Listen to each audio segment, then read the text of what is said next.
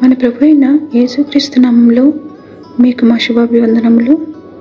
ఈరోజు దేవుని వాగ్దానము, నేను వారితో సమాధానార్థ నిబంధన చేయుదును, దుష్ట మృగములు దేశములో లేకుండా చేయుదును, వారిని నా పర్వతము చుట్టుపట్ల స్థలములను దీవెనకరముగా చేయుదును, ఋతువుల ప్రకారము వర్షము కురిపించదును, దీవెనకరముగు వర్షములు కురియును, ఫలవృక్షములు ఫలములిచ్చును, భూమి పంట పండును, వారు దేశములో నిర్భయముగా నివసింతురు.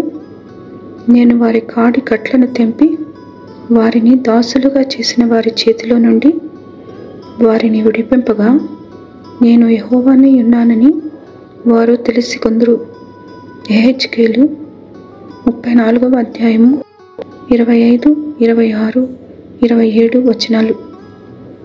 I will make a covenant of peace with them and eliminate harmful animals from the land. I will make them and the places surrounding my hill a blessing. I will send down showers in season. There will be showers of blessing. Also, the tree of the field will yield its fruit, and the earth will yield its produce, and they will be secure on their land. Then they will know that I am the Lord, when I have broken the bars of their yoke and have saved them from the hand of those who enslaved them. Ezekiel chapter 34 verses 25, 26 and 27.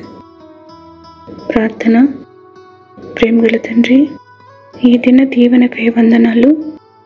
మా జీవముకు ఊపిరికి మీరు ఆధారమైనందుకై వందనాలు. ఈ దినమున మేము ఎదుర్కొను ప్రతి పరిస్థితిపై జయమిచ్చి క్షేమంలోనికి నడుపుమని యేసు నామములో వేడుచున్నాము తండ్రి. ఆమెన్.